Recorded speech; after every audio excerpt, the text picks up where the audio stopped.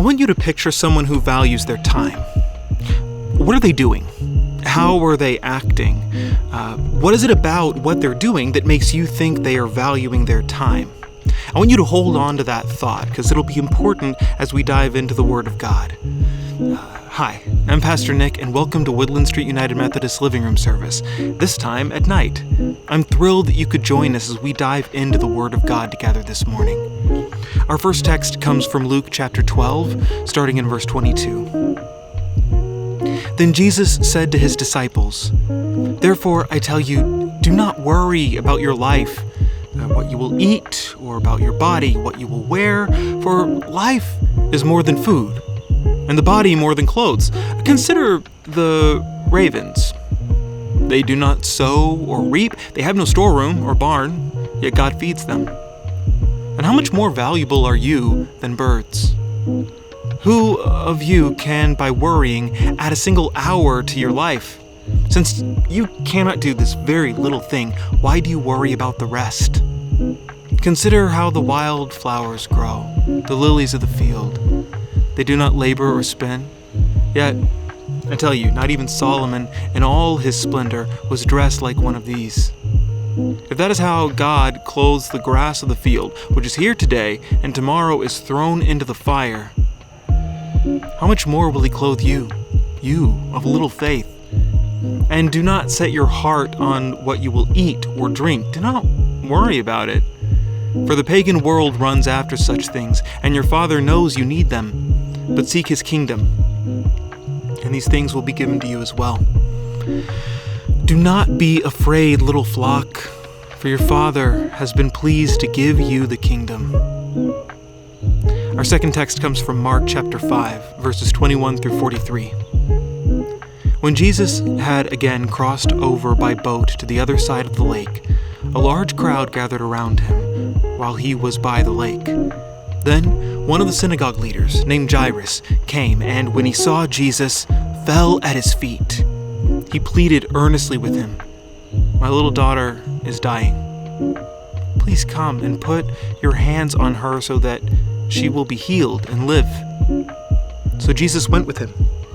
A large crowd followed and pressed around him, and a woman was there who had been subject to bleeding for 12 years.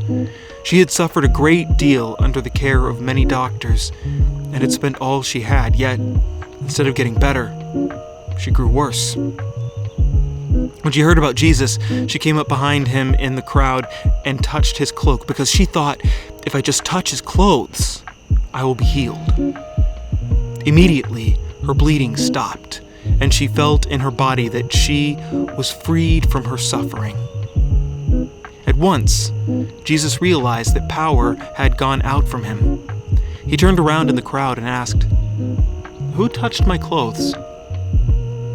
You see the people crowding against you, his disciples answered. And yet you can ask, "Who touched me?" But Jesus kept looking around to see who had done it. Then the woman, knowing what had happened to her, came and fell at his feet, trembling with fear. She told him the whole truth. He said to her, "Daughter, your faith has healed you. Go in peace and be freed from your suffering." While Jesus was speaking, some people came from the house of Jairus, the synagogue leader. "Your daughter is dead," they said. "Why bother the teacher anymore?" Overhearing what they said, Jesus told him, "Don't be afraid, just believe." He did not let anyone follow him except Peter, James, and John, the brother of James. When they came to the home of the synagogue leader, Jesus saw a commotion, with people crying and wailing loudly. He went in and said to them, "Why all this commotion and wailing? The child is not dead, but asleep." But they laughed at him. After he put them all out, he took the child's father and mother and the disciples who were with him and went in where the child was.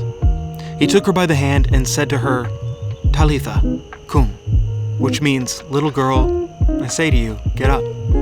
Immediately the girl stood up and began to walk around. She was 12 years old. At this, they were completely astonished. He gave strict orders not to let anyone know about this and told them to give her something to eat. This is the word of the Lord. Thanks be to God. Father, may my words be your words. May they sink into each of our hearts and transform our lives. Amen. Can y'all feel the tension in this story? The driving beat behind it. Mark is trying to make us feel the full drama of this moment in time. The pressing need for Jesus.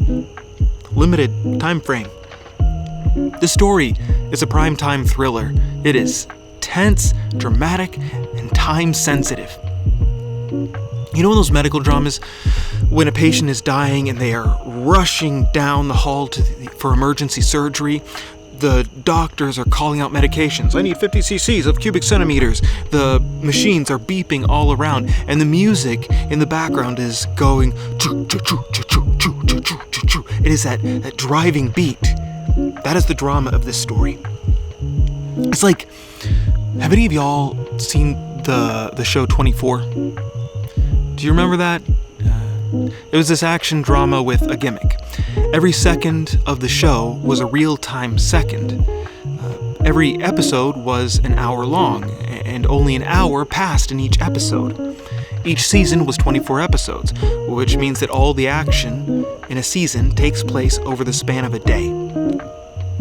It's a show where every second counts. Every moment is precious, and what you have, in the end, is a show where Kiefer Sutherland just doesn't pee for 24 straight hours. And that's the sort of drama we're getting in this story. But the driving beat of tension other people feel in the story is undercut by Jesus. Jesus is moving around with this gentle lethargy. Our story begins with a synagogue leader, Jairus, a man beloved by his community. When he heard that Jesus was in town, he immediately found him and fell at his feet, saying, "Lord, my daughter is dying. Please come and put your hands on her so that she will be healed and live." Everyone's eyes went wide immediately. So everyone waits with bated breath for Jesus' reply. And he says, "Take me to her." That's when the driving beat of our story begins. Everyone knows the stakes. This is a beloved community leader and his little girl is dying. Present tense. If they don't get there in time, this girl isn't going to make it. So now we have the stakes. The disciples begin shoving people out of the way, elbowing left and right, pushing, calling out, make way, healer coming through." All the while, the background music is that same driving beat. Choo, choo, choo, choo, choo, choo, choo, choo, choo, choo. Then we cut to Jesus. The beat stops. He's not rushing. There's no driving beat. He's just taking a leisurely stroll. He looks up and says, "Oh, cloud looks kind of like a bunny." He enjoys it for a second. The disciples come back, they grab him, they pull him along. "Jesus, we don't have time for this." The beat continues. Choo, choo, choo, choo, choo, choo, choo, choo, choo, choo. Make way, healer coming through. Elbows, shoves, shouts. We cut to Jesus. The beat drops. Jesus paused to do a magic trick for a little boy. Pulled a quarter out from his ear, pulled a card out of his hat, I don't know. The disciples come back, they grab him by the arm, drag him again. Choo, choo, choo, choo, choo. Make way, elbows, shoves, shouts. They turn down a busy street and people are pressing in from all sides. And then Jesus halts again. The beat stops. Whoa. I just felt power go out from me, he says. Did someone just touch my robe? This is when we get our second story. Nowadays, we get stories intersecting with other stories all the time, but back then, this style of storytelling was rare. On television today, you'll often see it. We get an A plot and a B plot. The A plot has all your favorite characters doing some main story shenanigans. Maybe their in-laws are coming to town and they're just trying to get ready. Then the B plot comes along. The B plot has all the secondary characters doing some secondary character shenanigans. Maybe one of them is trying to quit his job and become a clown, but he's not a very good clown. At first, the two stories don't seem connected, but then sometime during the second act, they come crashing back together. The father-in-law, it turns out, was expecting them to throw him a birthday party. Now, if only they knew a good clown. That's the way stories work. You got an A plot, a B plot, and the second act. That isn't what's happening here. These aren't two seemingly different but actually connected stories. These are two completely different stories that happen to occur around the same time. This isn't an A plot and a B plot. This is an A plot and a 5 plot. This woman's story has nothing to do with the dying girl our heroes are rushing to save. She's just an inconvenient detour. But then that's how it's been her whole life. She's just been an inconvenient detour in other people's stories. Her body keeps betraying her. She's constantly bleeding, and the men in the synagogue, they know they've got to avoid her. Because outside blood makes you unclean. Outside blood makes you unholy. They can't risk touching her or being touched by her. Her life is miserable. But then she sees Jesus, and she knows that if she can only touch his clothes, she will be healed. So she finds an opportunity. Everyone is pressing around him. No one is going to notice one more body in the throng, right? So she reaches out and grabs his robe. And that's it. She's healed. No magic words, no arcane gestures. She was right. She just touched his clothes and she was healed. So then she turned into the crowd to disappear, counting on the driving beat of the A plot to take everyone else away. But then Jesus stops. He's not in a hurry. He says, "Did someone just touch my robe?" Now, this woman is terrified. What if he takes back this gift? What if he turns her blood into snakes? But she fights through her fear and says, "I did, my Lord." The disciples grab his arm to hurry him along, but Jesus will not be moved.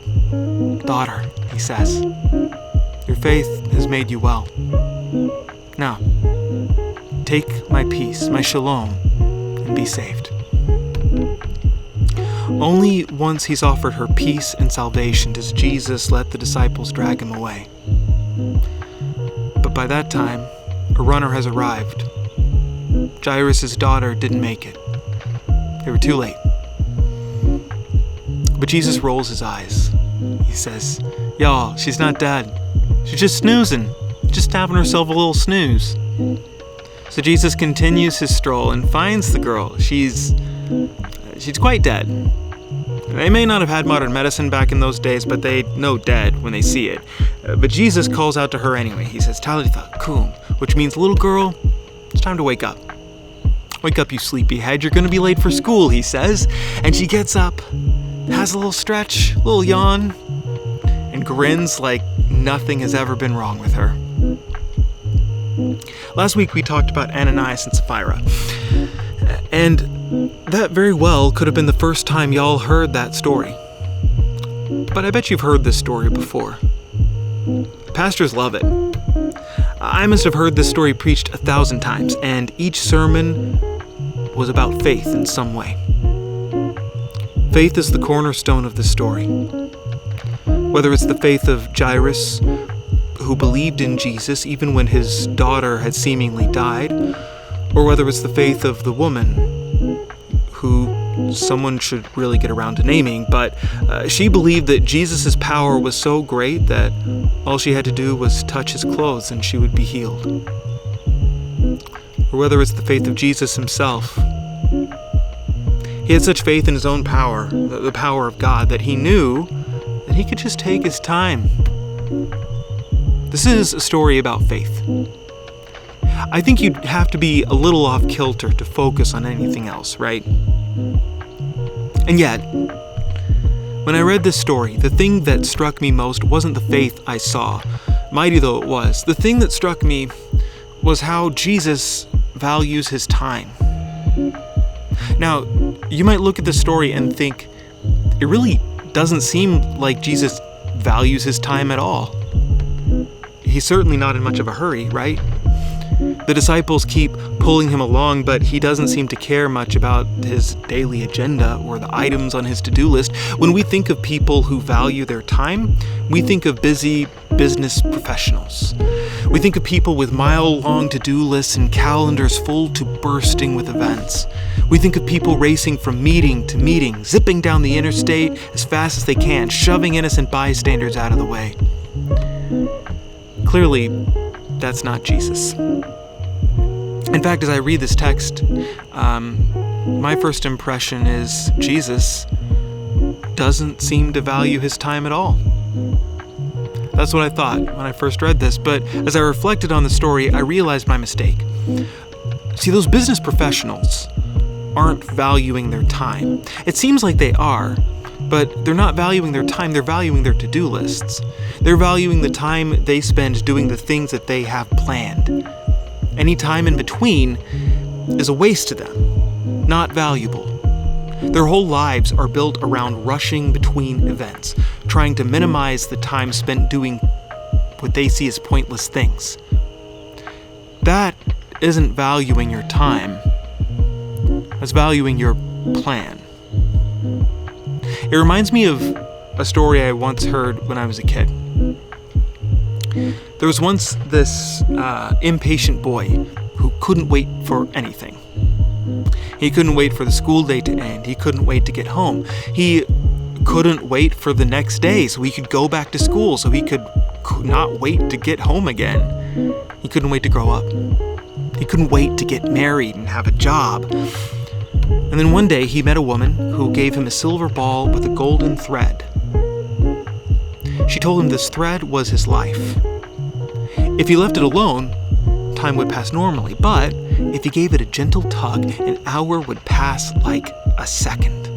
A harder tug, and he could skip the whole day. But the thing is, there's no putting the thread back in the ball. His life now had two buttons, fast forward and rewind. Fast forward and play. No rewind. There is no rewind. At first, the boy used the gift sparingly. He'd skip a long line or a boring drive. But as time went on, he skipped more and more and more time in his life. Hours, days, weeks, even years of his life passed in a flash.